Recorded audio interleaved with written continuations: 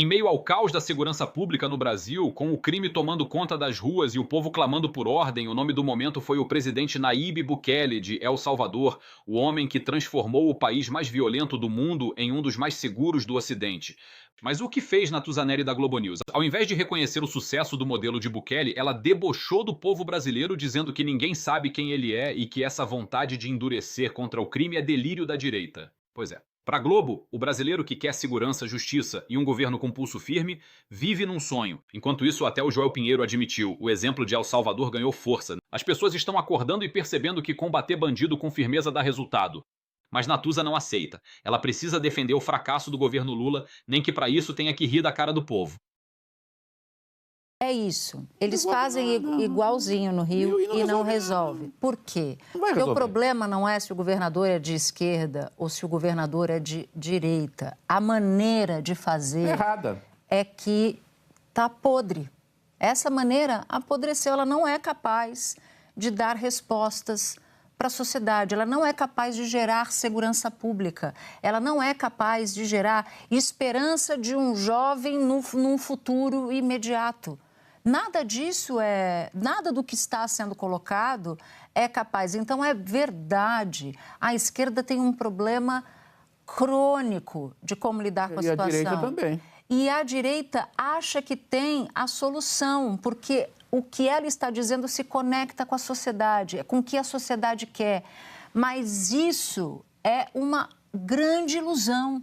Mas essa ilusão ganhou corpo e forma com El Salvador. Mas o meu ponto... A existência mas de El peraí, Salvador... deixa eu só concluir. O meu ponto não é esse. Acho que ninguém na rua está pensando em El Salvador, para começo de conversa. Ninguém está fazendo essa...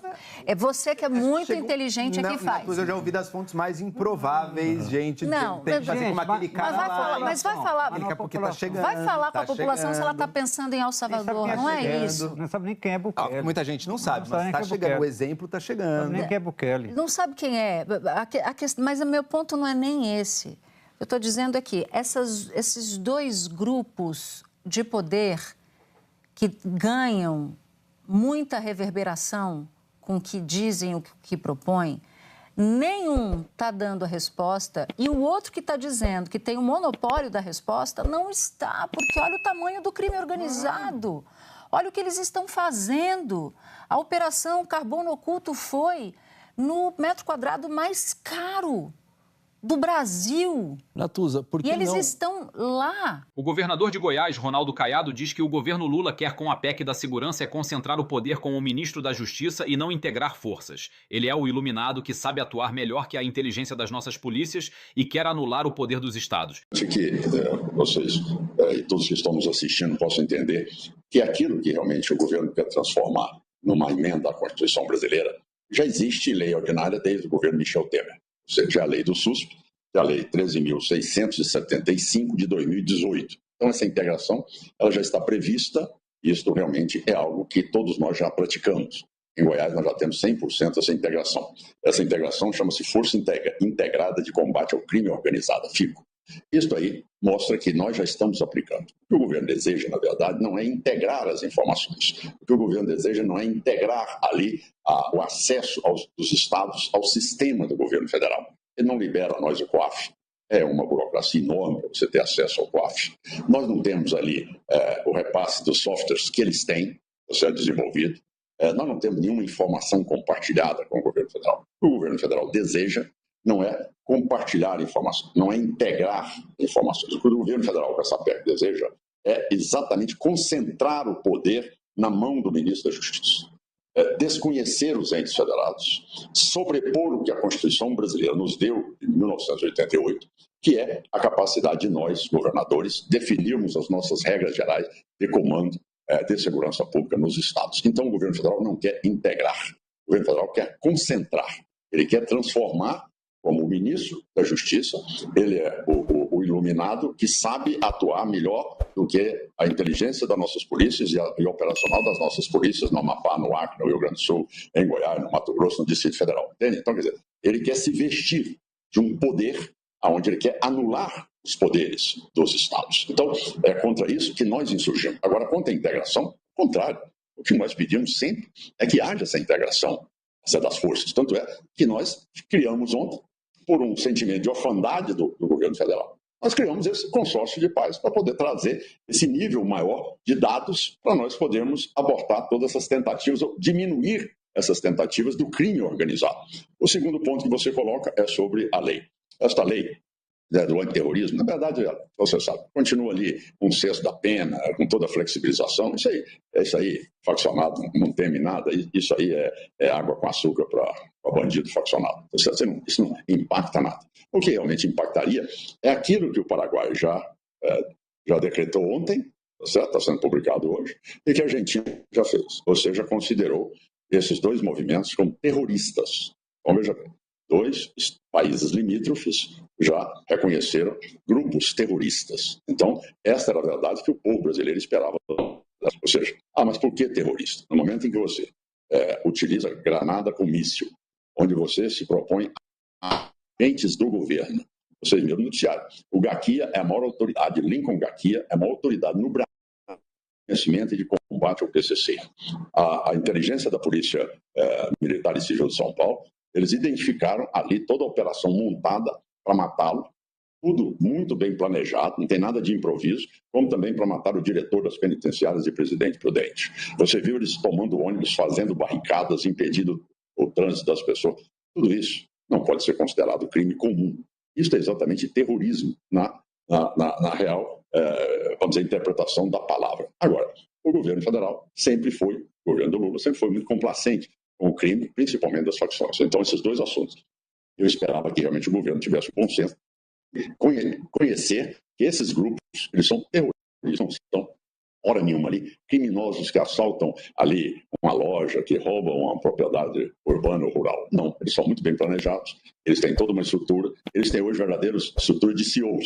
Eles se apresentam como empresários, invadem a economia formal brasileira e estão dominando o país de ponta a ponta. Essa é a grande realidade que nós estamos vivendo e o governo federal é naquela de lavar as mãos, de dizer que não está vendo, que não está assistindo, e o crime expandindo por todo lugar. Logo, exceção Goiás, porque aqui realmente bandido não se cria. André Marsiglia diz que o governo Lula não quer resolver o problema da segurança pública e por isso criou um escritório emergencial.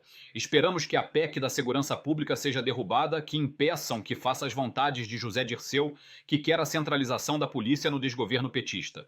Paulo, boa noite, Augusto, Consta, Caute, toda a audiência.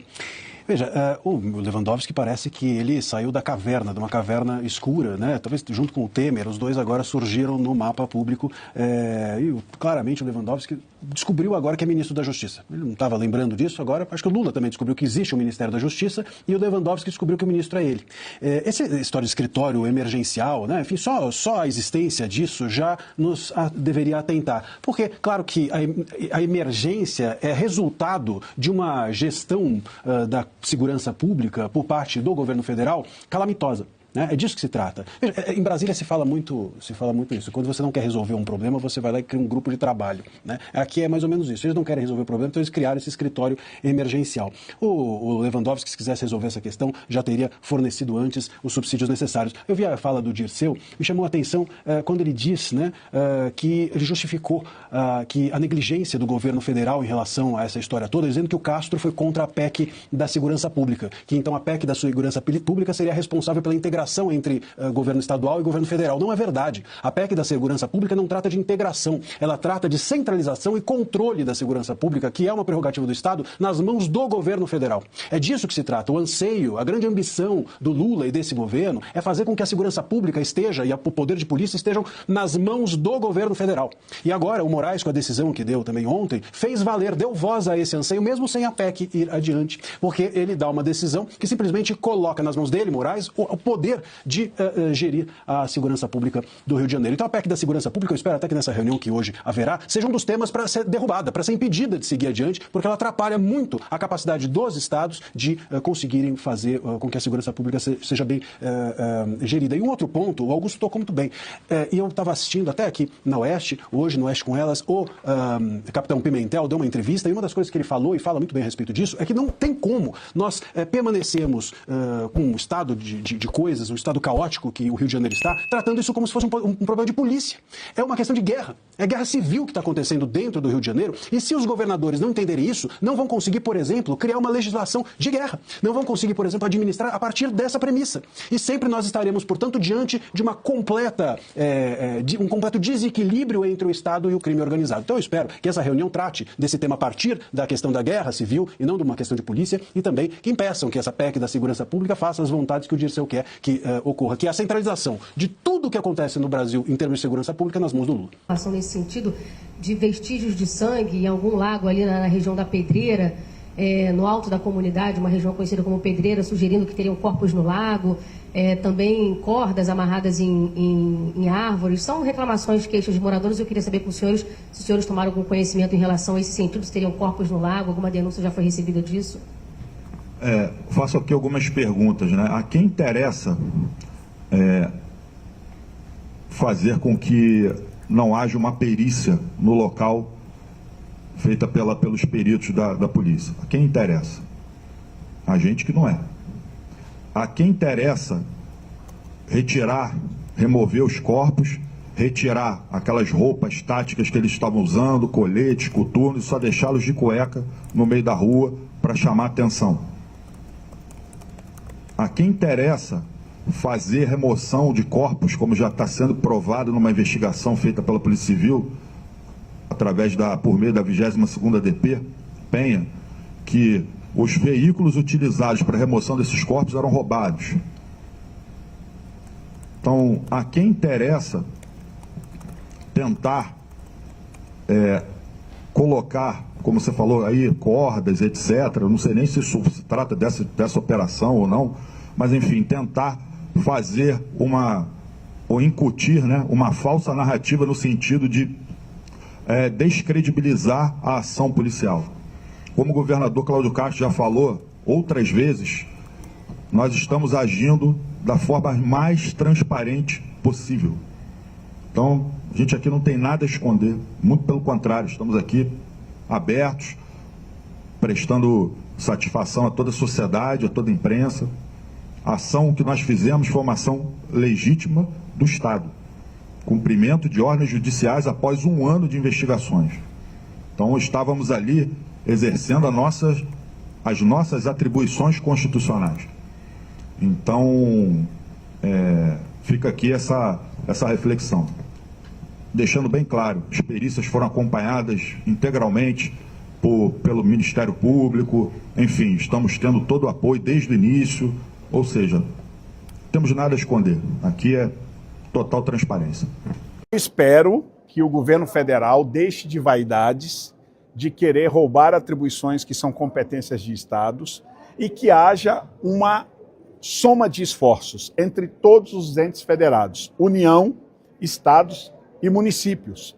Passou da hora de que nós deixemos o assunto de segurança pública por questões ideológicas ou partidárias e passe a ser um assunto de Estado.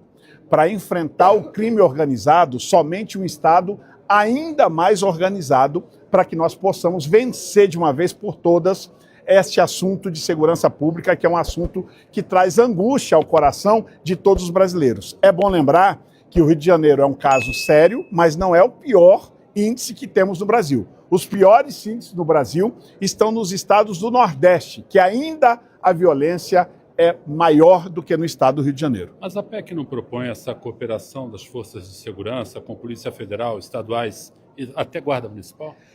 Cooperação nós nunca fomos contrário. O que existia no início, no nascedouro da PEC, era uma distorção de retirar poderes de polícias estaduais para concentrar na Polícia Federal. Isso não era uma soma de esforços, e sim uma subtração, para que as polícias federais, a Polícia Federal, as polícias estaduais possam somar esforços, inclusive usando guardas municipais nos grandes centros, para fazer disso um debate de cooperação dos entes federados e não um debate ideológico que não vai ajudar em nada a segurança pública no Brasil.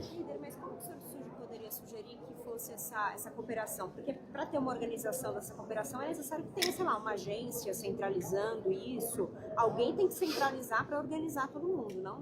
Eu não acredito que centralização resolva o problema. A prova da eficiência aconteceu ontem no estado do Rio de Janeiro. Foi uma operação de duas polícias, a Polícia Civil, a Polícia Militar.